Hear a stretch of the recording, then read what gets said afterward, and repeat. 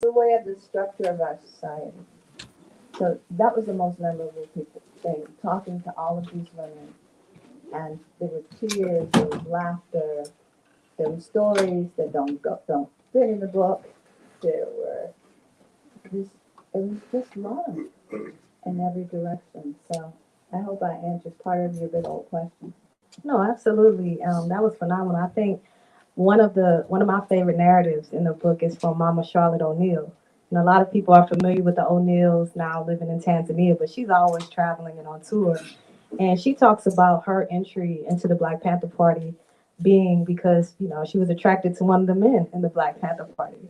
And so people join for many reasons. And so I wanted to know if you all could talk about the reason that you joined the Black Panther Party, right? And Charlotte, by the way, clarity. She says, yeah, I was attracted to him, but that's not what made me stay. Yeah. So talk a little bit about, your entry into activism and then also your entry into joining the Black Panther Party. Um, Thank you. And thank y'all for coming. Um, it means a lot to us because it says to us that what we did was relevant, important, and that you recognize it. So that's important to us. Thank you for coming. Now,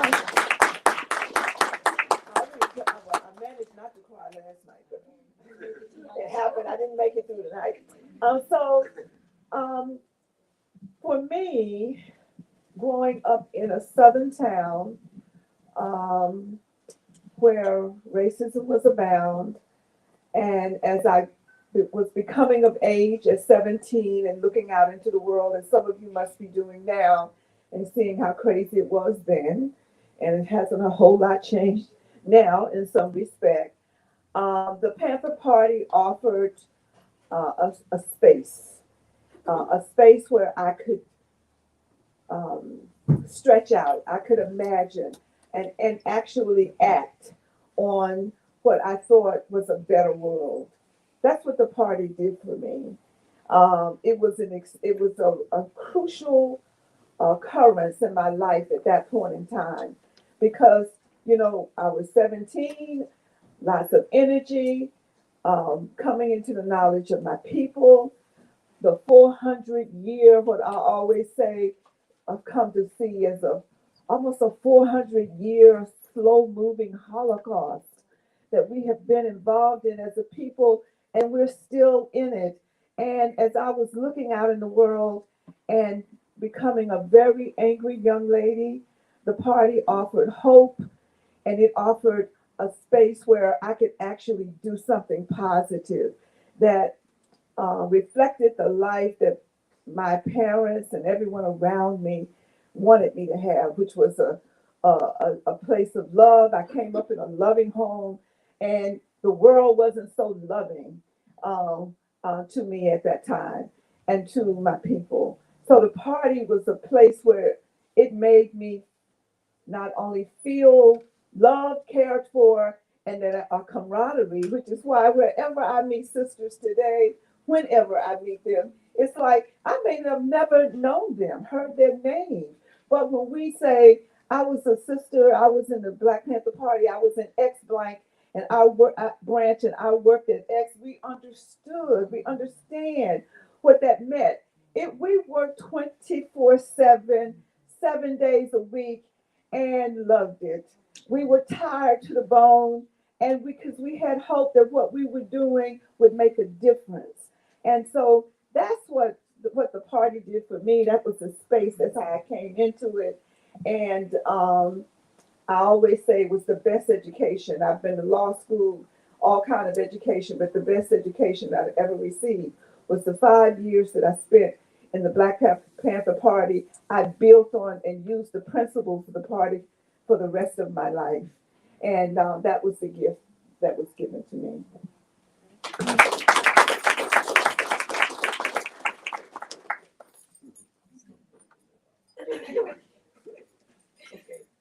So, hello everybody. Ooh, so what's that? Okay. Yes. But I was going to say something else. I was gonna say, once you get a chance to see, well, first of all, let me say thank you. Let me switch and say thank you so much. Each tender heart in the room represents. Oh, Yeah, you got him.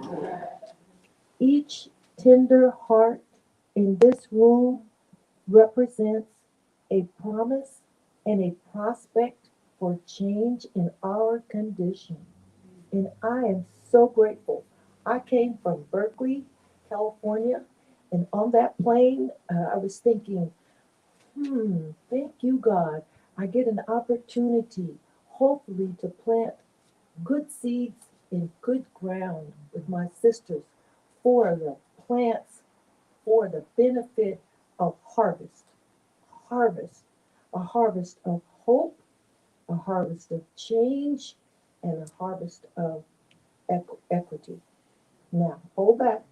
What I was about to say before I went there was here you get a chance to see love in action because Sister Girl is right.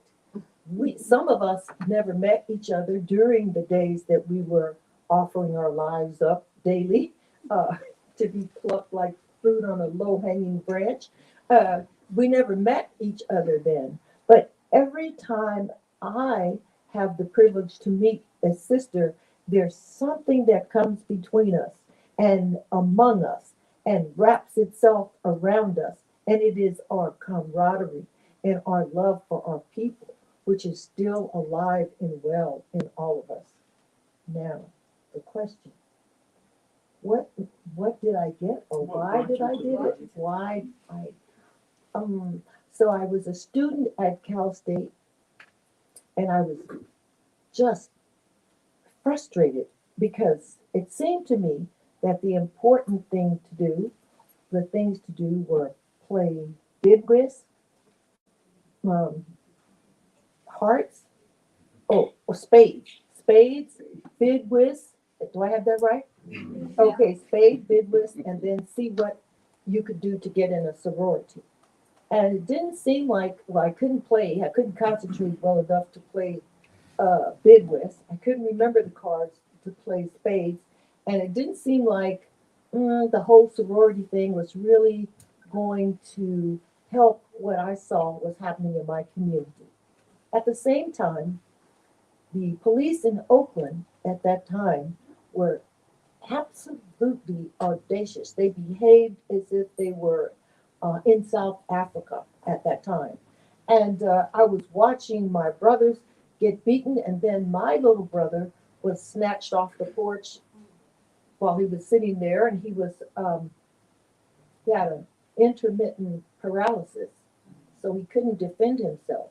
And they snatched him off the porch when he was sitting there and beat him up and then left him on the curb like a sack of garbage. And for me, that was the final bell. I had already known about our history. My mother made sure that I learned that. And I just couldn't figure out what I could do to help bring about a change. It wasn't going to be spades. It wasn't going to be bid whist. So one day on the campus, somebody said, why don't you come with me and we're going to go hear someone speak that I think will make a difference for you. Oh, who? Who could that be?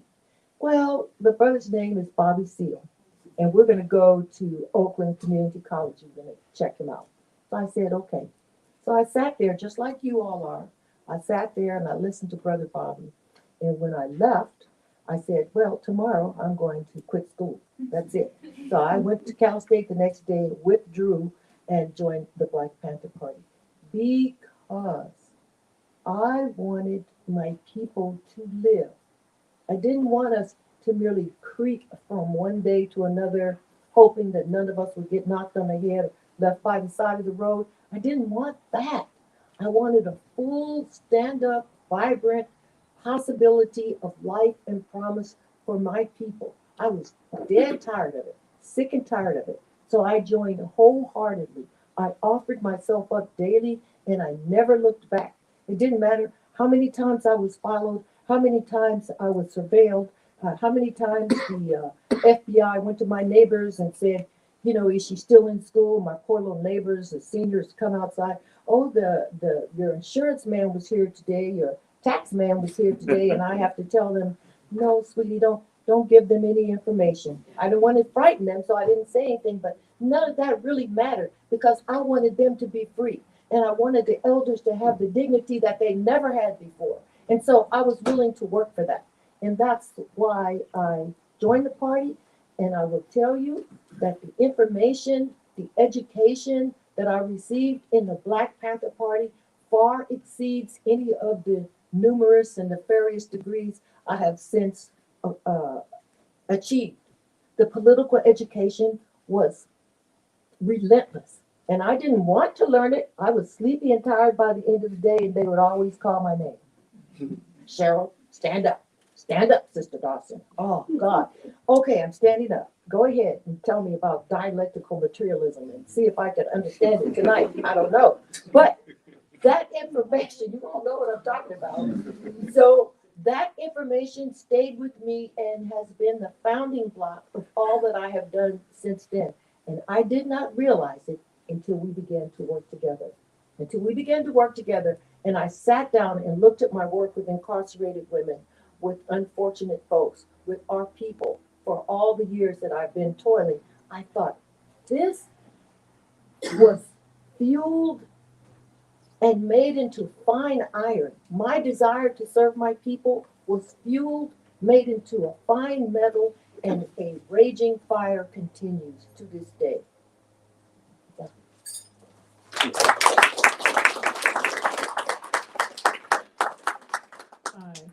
I can't resist saying HU.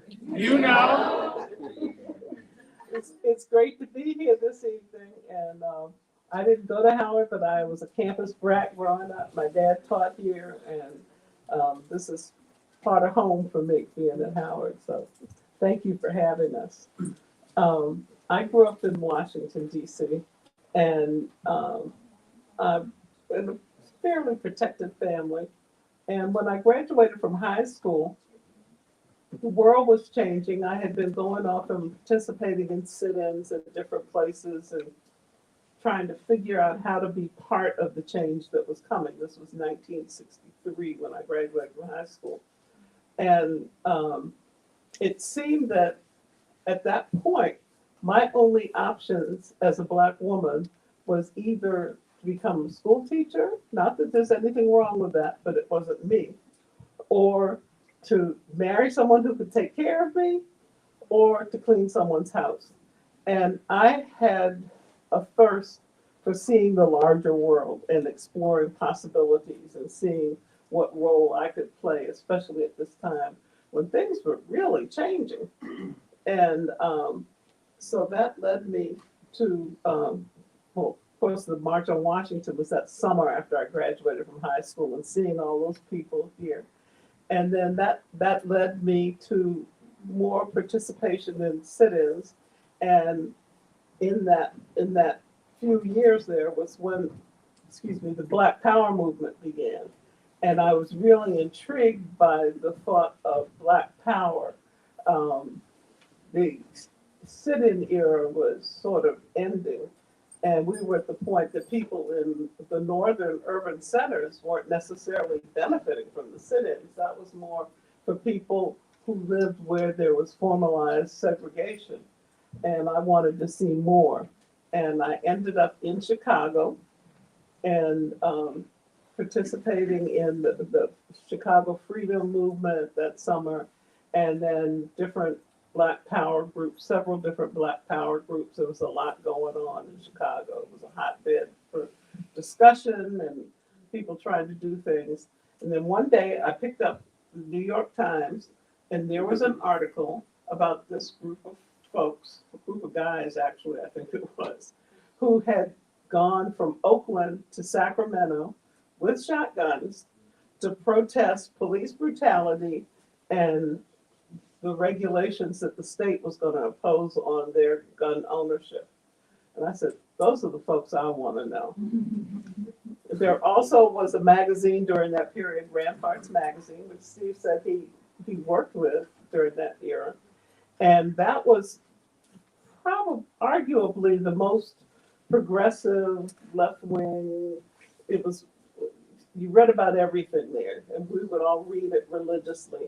And Eldridge Cleaver was one of the editors, and he wrote a famous article where he was talking about Huey P. Newton and the Black Panther Party, and he described Huey P. Newton as the baddest to ever set foot in history. So it just whetted my appetite. We didn't in those days have black student unions like every school has them now. And uh, I was a student at Roosevelt University in Chicago, and we decided we wanted to start one. And Charles Hamilton, who co-authored Black Power with Stokely Carmichael, was teaching that he was a political science professor there. He was our sponsor. And we got going, and we decided we were going to have an event to which we'd invite people from other schools across the south side, the west side, north side of Chicago. And we had a whole workshop thing planned. We said, we need a speaker though. And so one of our classmates named Bill Hampton spoke up and said, I have a brother named Fred who's a pretty good speaker. And that's how we met Fred Hampton. At that point, the party hadn't officially started in Chicago, but it was Bobby Rush actually started it.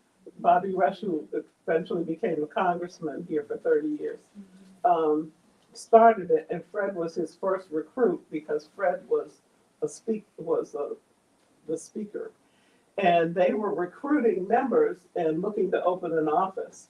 So they got me on that visit. A whole bunch of us went and joined, and from there on, it was the most, when I look back and realize that it wasn't that many years, because within a year and maybe 18 months, Fred was assassinated. Even though in terms of the timeline, it wasn't that many years, it was the most incredible time of my life. And Fred was the most inspirational person I ever met. He never asked people to do anything he wouldn't do. He wasn't the kind of leader who was like, you go out there and do this while I sit here, I'm important.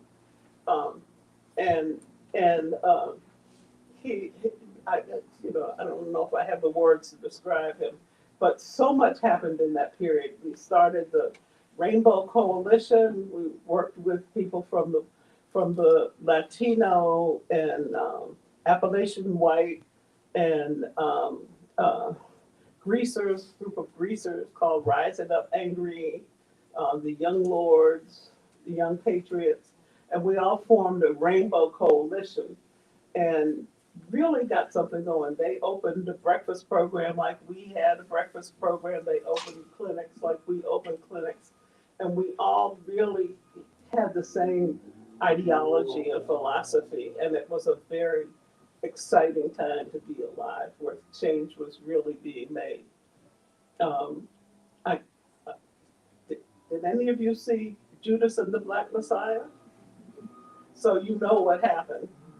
There was a person who the FBI had paid to join our chapter named William O'Neill, who was spying on us. They had all these records, knew all this information about us. They even had sketches of who slept where and which bed and all that.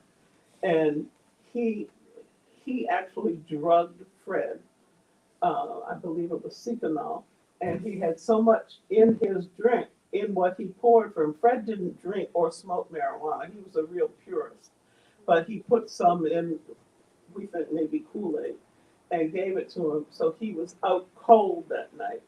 And the raiding party came at the break of day when it was too late at night for anybody who had been out on the streets the night before to still be out, and just a little too early before people caught the early bus to go to work. It was that window of time there. And they brought street cleaning equipment from the city to block off the traffic from the blocks so nobody could drive through there.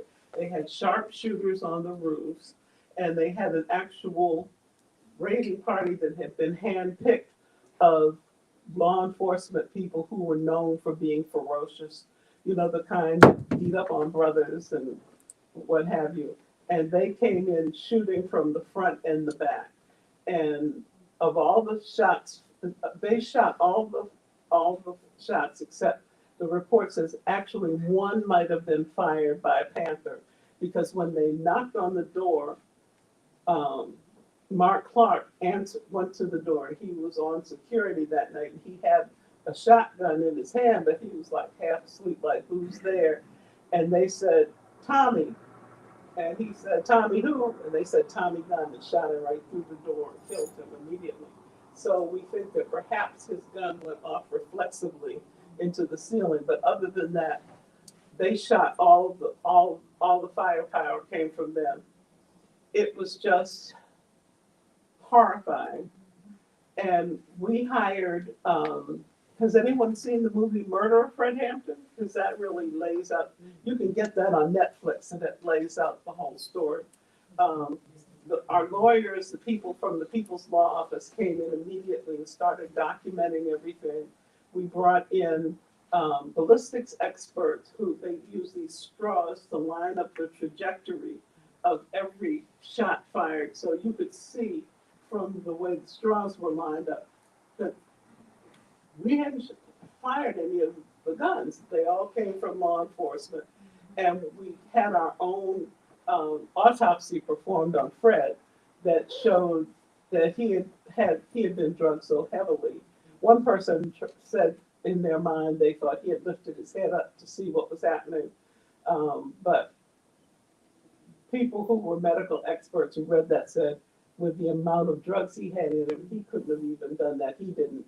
He couldn't have possibly even known what was going on. So they came in and there were paper thin walls in that apartment. They, you know, it's a typical ghetto apartment that the walls are just thrown up, just thin the wallboard. And when they came in, he's still lying in bed, his bed is soaked with blood, and they dragged him out of the bed, and they saw that he hadn't died, and they stood over him and just shot his brains out, and killed him. And that was, as you saw from that movie, that was an order that came from the very top of this government to assassinate Fred Hampton. So you say, why was it so important to J. Edgar Hoover and to the Nixon administration to kill Fred Hampton? What is this young brother? Wasn't even quite 21 years old. What is he to them? And the fact that the way that we were organizing people, when we started the breakfast program, there were no breakfasts served in public schools in this country. There was no thought that children couldn't learn on an empty stomach. That program was started by the Johnson administration after we started the breakfast program. We started health clinics, and up to that point, you didn't have a bunch of clinics that were readily accessible to people in the communities. You could only just go to an emergency room. We had free health care. Every program that we provided provoked the thought of why are these conditions like this. In addition to that, it wasn't just Black folks doing this. We had this coalition of all the poor people in the city of Chicago, which at that time was over 3 million people. Chicago and New York and LA have always been the three largest cities in the country. They're in like another category from other cities. And so like a third of that city was Black. And when we formed that coalition, we were the dominant force in the city, and it was more than they could bear. It was like, this is gonna force change. We've got to kill this guy. He's an incredible speaker. When he speaks, people hear what he's saying. He breaks it down in a way that everyone can understand it. And so he was murdered. And I'm getting a little emotional about it. But that's what happened to us in Chicago. We didn't stop struggling. We continued to struggle. The party, of course, didn't last. It closed in Chicago in '74. And Bobby Rush, who had been the founder of our chapter, first was elected alderman from that part, from the south side, and then he was elected the first congressional district of Illinois, which represented that same community that we serve. And he served in Congress for 30 years. And all the people I knew and continue to get to know who were in the party, even though we're no longer in the party, we have lived our lives in a way that serving the people, body and soul, has been our primary mission. I have a poster from those days that's on the wall in my home office. That's a picture of Che Guevara that says, in the final analysis, At the risk of it's seeming ridiculous.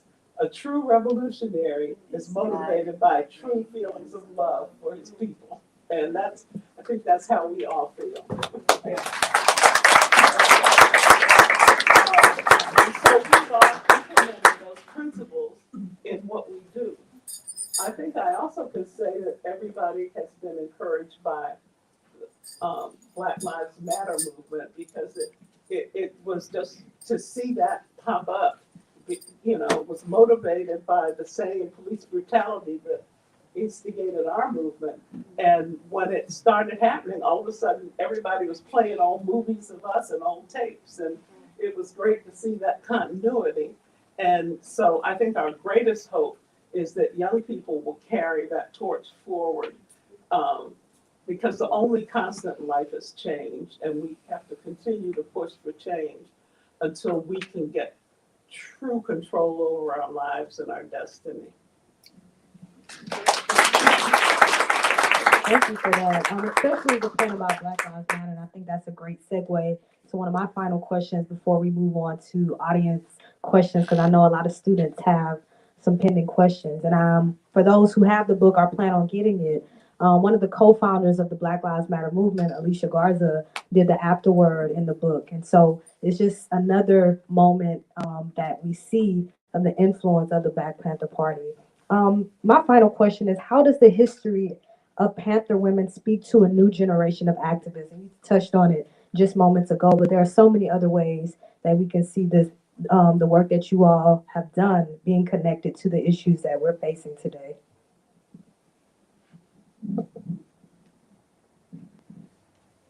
Well, I think that what we would say to young people is that you start from where you are. Our history has always looked somewhat bleak, in a lot of ways, in terms of our trials has been a long one. The journey has been a long one.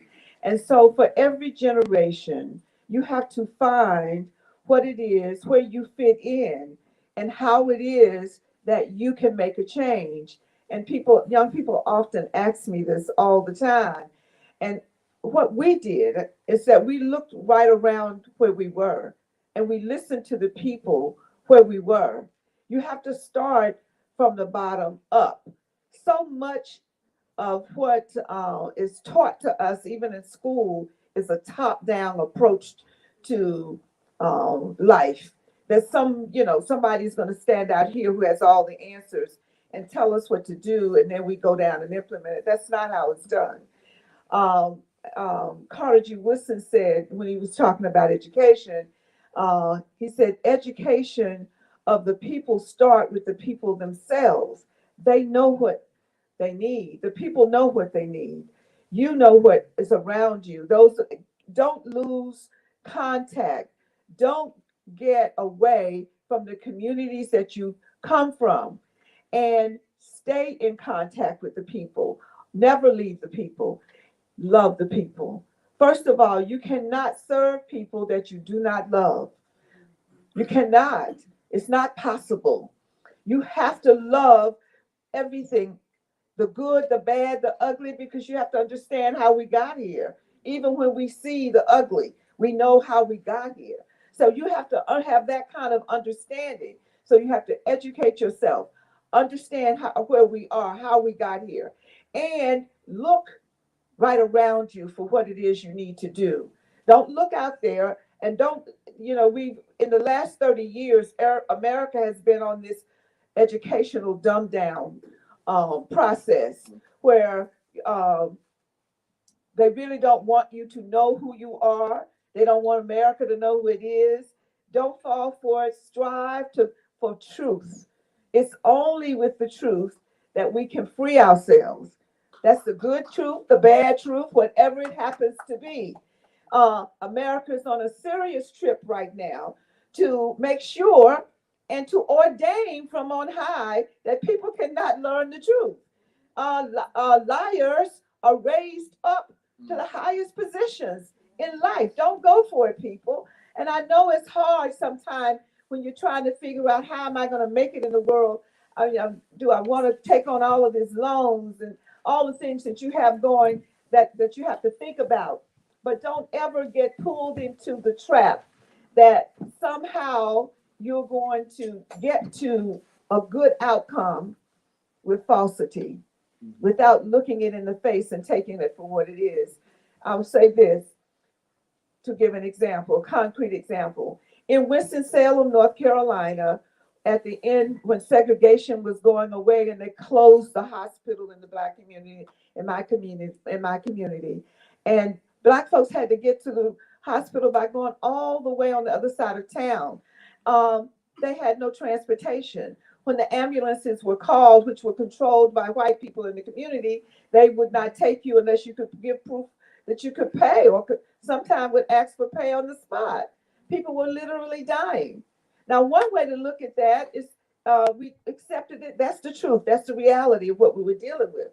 The way that we were taught to deal with it was to highlight that reality by providing the people what they need. We started a free ambulance program. We trained, went to school, and the brothers and sisters became emergency technicians.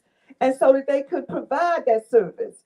We reached out to those who were in coalition with us in all communities in order to get the resources to make that happen. So we do have to, you have to be creative, but start from where you are. We see the needs of our people. Let's start there. Start right where you are. The young folks are so brilliant today, and they make, the ones in my family, and I just love how creative you are and how brave and courageous that the young folks have been in the face of the brutality that we are faced with still in our communities. And I would like to applaud those who choose to stand. And that's what I have to offer. So where you are, start from where you are and stay with the people. Never leave the people. And make sure that what you do is on their behalf. Not for greed, not to better your position in life, not to get to some pretense um, celebrity, all of the stuff that they teach you, they flash out on the social media, the foolishness. It's not about that. It's not about that. You have to stay real. The people know who real. That's why they followed us. That's why they participated. The people know. They know who when you are fake. And if you think that you're going to fool them, it won't be for so long. So be who you are and stay with the people, and you will find your way.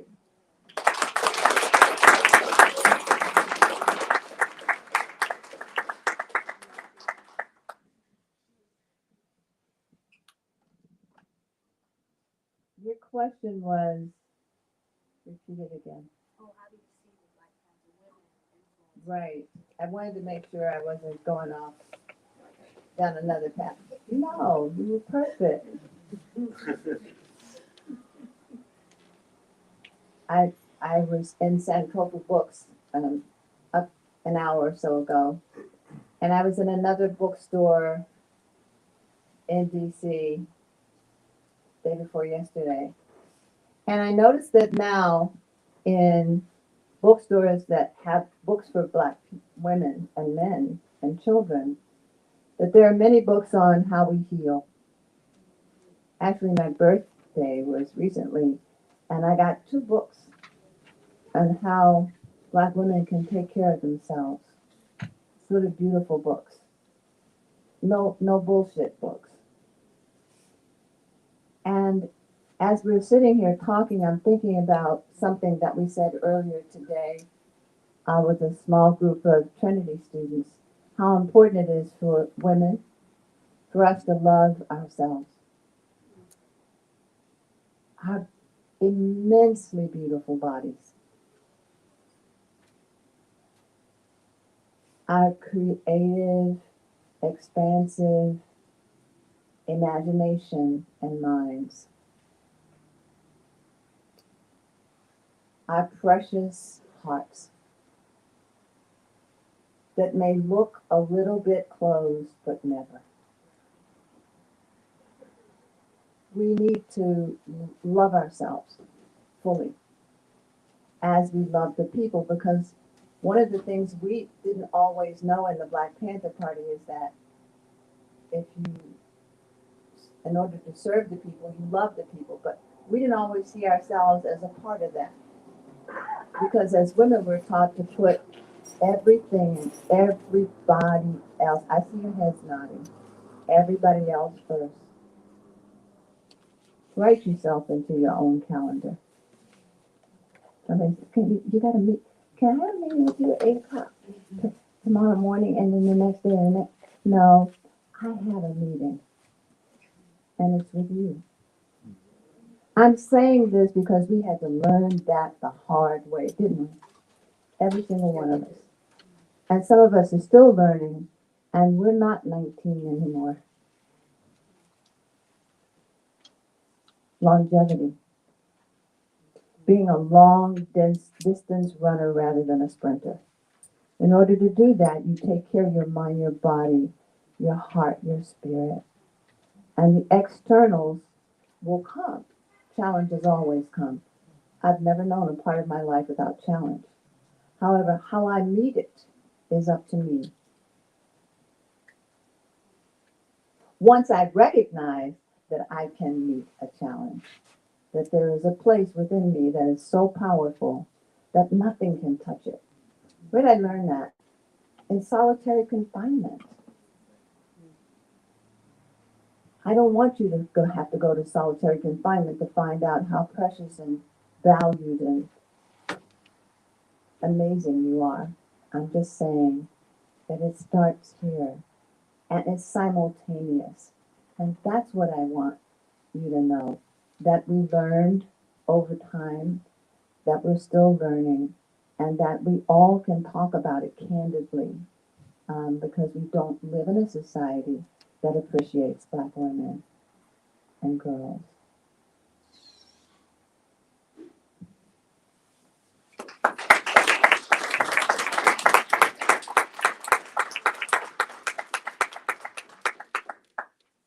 Michelle, Mama Lynn.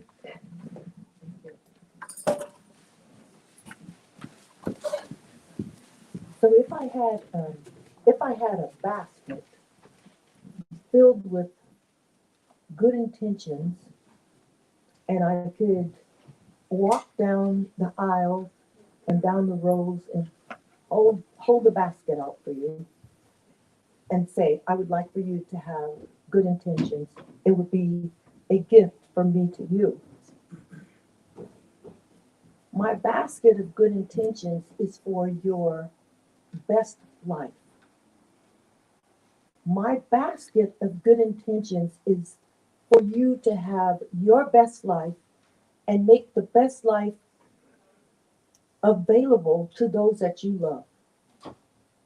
Now listen, I don't have long, so I'm just going to put this on the floor.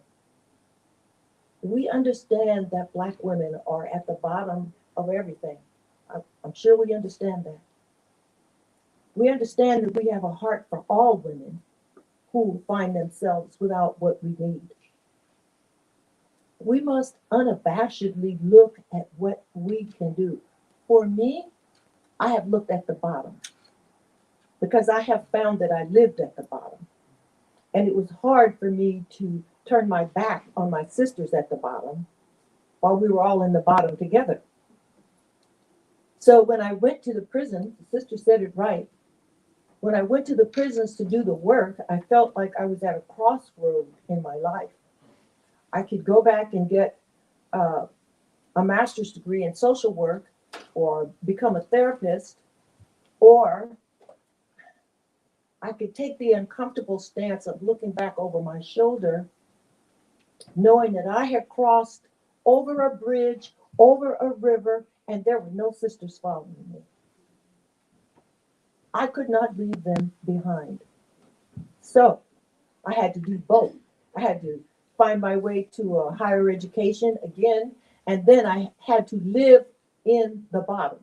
I had to roll up my sleeves, look my sisters in the eye, love them with a ferocity that even their boundary maker, their barriers, couldn't protect them from.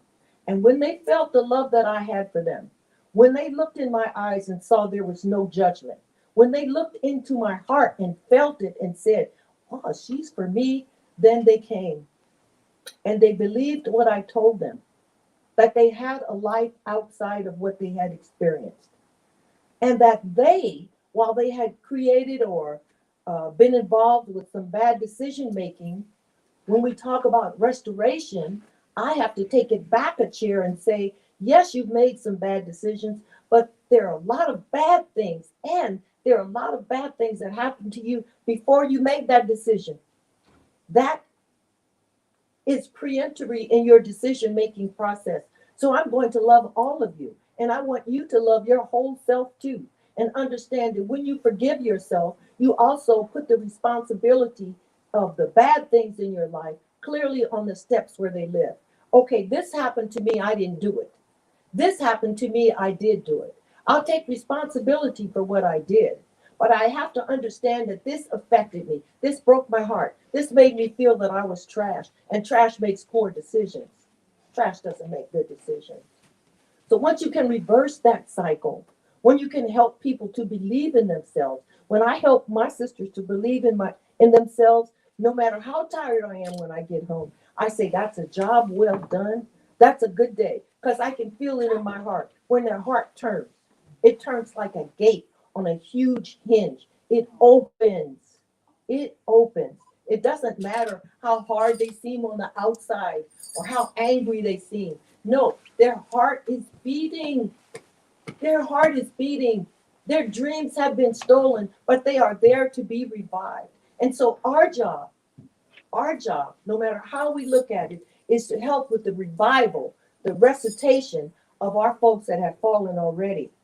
So here's a simple thing that I do. We can't all do the same thing, but here's a simple thing that I do.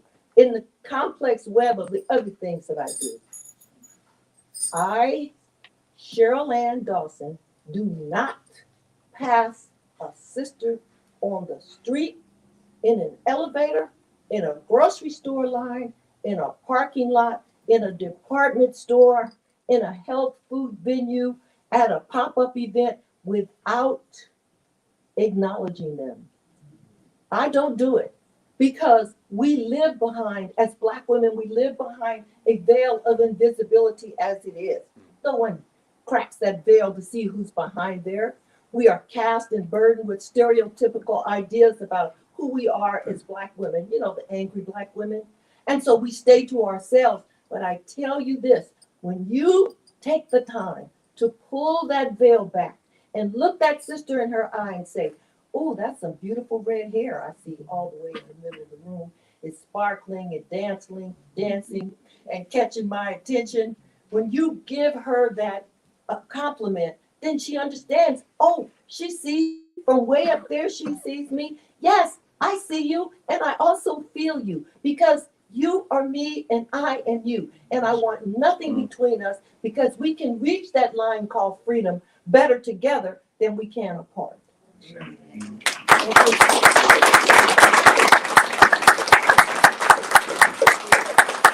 We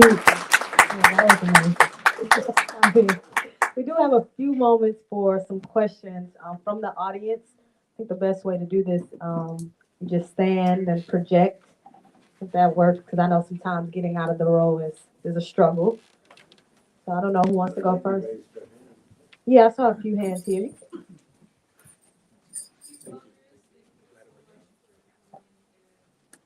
sharing so much wisdom. I really appreciate it. Thank you so much. My name is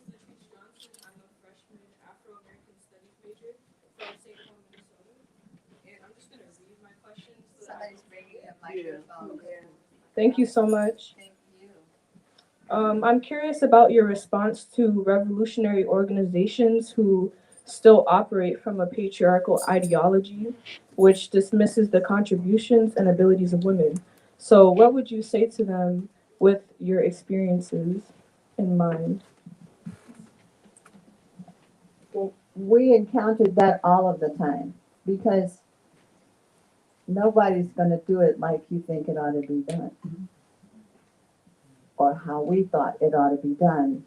So we formed coalitions based on protecting ourselves and others because numbers protect.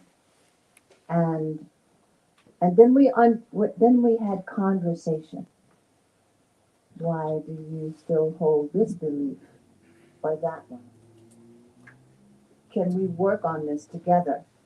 With the Young Lords and the Young Patriots and the Black Panther Party and the Ewok Kulin and the Yellow Peril and the American Indian Movement, we didn't all think alike, but we were able to have conversation. And we talked in our organizations as well as between us about the patriarchy, about racial capitalism, about all of these things. And it didn't happen overnight that they changed. So we knew that we still needed the beautiful impact they were having on their communities and on us. We kept the bigger picture, and where it was not going to work out, we knew from the first conversation. Thank you very much, and we wish you all the best. But it isn't our place to tell people how to do what they do. It really isn't, because that keeps us from doing what we're doing. And we have to keep doing what we are doing. If we really use that term revolutionary, which means like a complete turn, a complete change. Is that answer helpful to you? Yes, thank you so much. You're welcome. Yes, a lot of the members on the panel been thanking us for coming out. But first, I would like to say for myself, and I think I can speak for everybody in the audience, we'd like to thank you for your struggle on our behalf. And the only way we can never repay you, but the only way we can repay you is continuing that struggle. First and foremost, I want to ask if any one of you requested a FOIA, Freedom of Information Act, and if you have you read that document? And if you're reading that document, what has surprised you most in reading that document? Because during that time, you were considered the number one threat to the internal security of the United States. And to put that in context, after America was attacked on September 11th, Al Qaeda and bin Laden were considered the number one threat to America's internal security. So you would consider that in 1968. And did you know during that time that you considered such a threat on this government's behalf? It might be better to ask who didn't get the Freedom of Information Act documents. Yeah, I think we all got our individual Freedom of Information Act reports, and I can't say that people were very surprised. No. They weren't truthful documents, but it wasn't surprising that that information was being stated about us. An additional thing that happened in Chicago was they had a whole unit of the police called the Red Squad that followed us everywhere we went, and they did just an incredible amount of spying on us and sharing information and misinformation. And ultimately, there was a lawsuit against the Chicago Police Department, and all of those documents are now housed at the Illinois Historical Society, and people can access them to see what was being said, and you can actually see how thinly the truth was told there. So they've been turned into historical documents. What was your name? You asked us a question. Oh, my name is Gladale. I can't hear you. Gladale Reese. Thank you very much. I forgot to thank you for your question. I wanted to pause and do that. Thank you. I want to add that hindsight, we all know what the arms of the government did.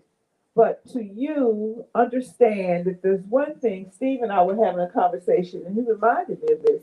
If there was one thing I could look back and tell myself when I was young and in your shoes, it's that you cannot imagine, as we could not imagine. We knew that they were doing incredibly bad things, but it's far worse than you think. And they're doing it now. So know that this continues. It's not a thing of the past. It's how the arms of the government deal with anyone it disagrees with.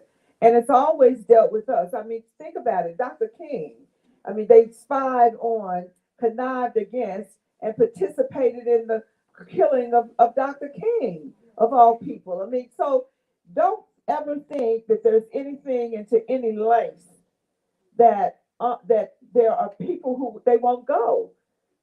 And so make sure, and I don't say that to frighten you. I say that to make sure that you understand that we are in a struggle, and this struggle continues from generation to generation to generation. And that's how we have been dealt with as a people that were brought here against our will, even. And so don't underestimate what the enemy will do. Now I say that to say, know it, but then I understand this, and this comes just from plain old country girl teaching from my mom and everybody else. Is God, notwithstanding all that has been done, notwithstanding all the power that they think they have. God is God, and notwithstanding that, ultimately, right will win. Ultimately, good will prevail. That I believe. And so I say that to say, be aware. Know that there are people who, if you're really in the movement, can be planted right beside you, and you're not even know it. Steve was talking about the guy that was around him. It happens, but just do right. It won't matter. Always do the right thing because it's the right thing to do, and go forward. For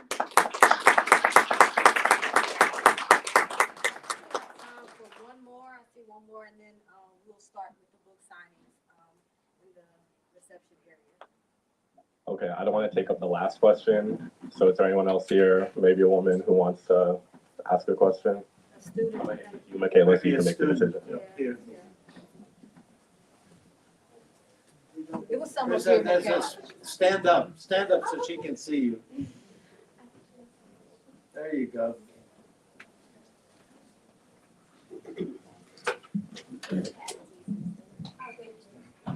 Thank you so much for being here and sharing your wisdom with us. Like, this has been like therapy. My name is Zafina Simon Ponce. I'm a freshman psychology major and African American Studies minor here at Howard University. And my question is, do you feel that your Comrade brothers have recognized your contributions to the Black Panther Party the way that they should? Could you hold the mic Oh, a you can hear little me? closer? It's hard to hear what you're I'm saying. sorry. My question, do I need to start over from the beginning? Question. Okay, my question is, do you feel that your Comrade brothers have recognized your contributions to the Black Panther Party the way that they should? We recognize, the Comrade brothers of the Black Panther Party recognize the women's contribution to everything. Yes, yes. I mean, do they recognize it in the way we do? No. But we've always been recognized and honored. Bobby Seale, who's still alive, would say that. There is a brother from the Black Panther Party, Odinga, right here in the front. Ask me. I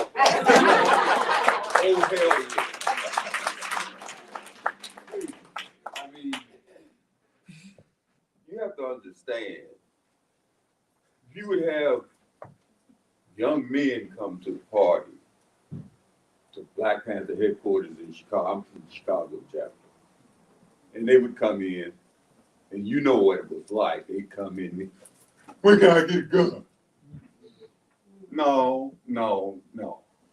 Go over there to this sister over here and let her explain to you that you're going to be getting up at 4 o'clock in the morning so you can go to the store, or you can go to where we got the food store, so you can go to the place where we're gonna feed these babies before they go to school. Then after that, go to this sister, she's gonna tell you, you gotta go to political education class. You gotta know what's going on in the community, in the city, in your region, what's happening in the world, what's going on in the United States. Then you go back to this sister over here, she's gonna tell you, all right, I want you to take these 50 Black Panther newspapers and get out there and sell these papers. We had sisters who could organize cats. You understand? You understand? For real. You know what I'm talking about? Because without them, it would have been chaos. Absolute chaos. These women, in many, many ways, were much more dangerous than the brothers with guns. The government recognized that. It's true. So yes, we understood what they were doing. I mean, we had Kathleen Cleaver out there. You know, in Chicago, we had Lynn. Guys used to ask me, said, what is Lynn doing now? I said, what isn't she doing? You know, we had outrageous. One sister we had who's about well over 4 feet tall. We called China Doll. You can't call her that now. She hated that name. But she was, this is a dynamo. You know, and then the survivors of the raid, the sisters who were in there when Fred was murdered. You gotta understand, these people were shooting Thompson submachine guns through these walls. 99 bullets went through that house. Only one came out of that house. And like they said, when Mark Clark was hit, his shotgun fell. That's what went off. All the other bullets were 99. These were all, and these were their personal weapons. These were not police issued weapons. They went home, got 357 Magnums, 44 Magnums. You understand what I'm saying? And these sisters were there. They were wounded. They were injured. She was beaten. She was jailed. She was jailed, charged with capital crime. They were going to try and kill her. So yeah, we recognize. Thank you. Thank you. We recognize. Thank you so much. Absolutely. Healing, self-love, community, sisterhood, and love. These are all the lessons that you all have provided us today. Howard University, please join me in thanking our amazing panelists for being with us today.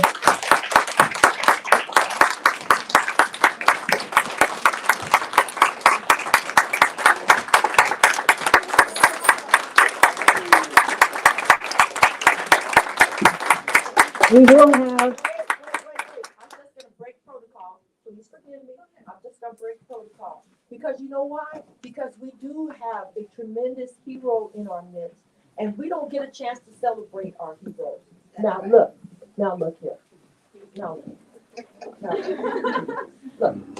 This brother here is a survivor. He is somebody you would want to talk to and understand how in the hell he survived 46 years of imprisonment. Listen to me.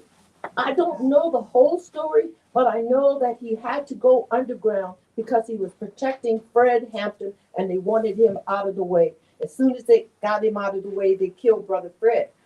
But this young man went underground and went into hiding for how long? 7 years. 7 years, that's what I thought. And then they finally caught him in Europe and brought him home and put so many charges on top of his chocolate head that they used that to bury him between concrete and steel, take him from his family for 46 years. And they did not break him. And he's only been home. He's only been home for 6 months. Give him a round of applause, please.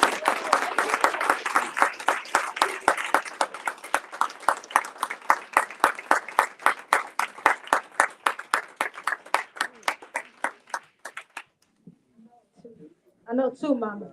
Yeah, go in there. We're gonna take a photo here. I know we wanted to see if there were any other Black Panther members in the audience. Yes, there are. I know Baba Coates. Oh, they want to do a photo really quickly.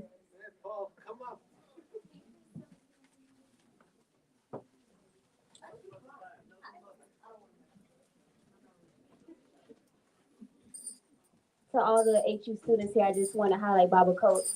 My name is Michaela. I'm the store manager for Sankofa. We wouldn't be where we are without Baba Coates, who's one of the few independent Black publishers that we have. So please give me a round of applause.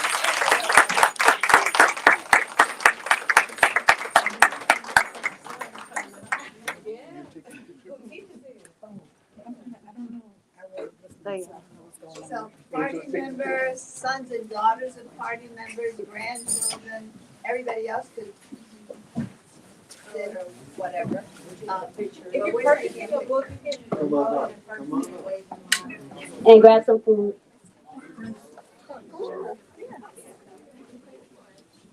Before you leave, also, we'll be doing our second launch event for Black History Month tomorrow.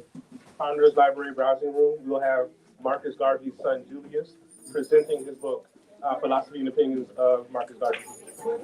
7 o'clock. 7 o'clock.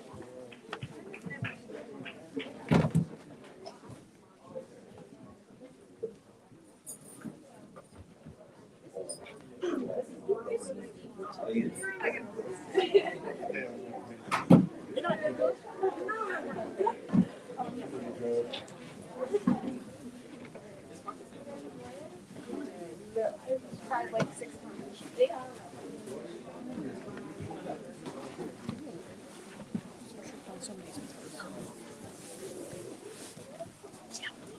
Look like he left. Back.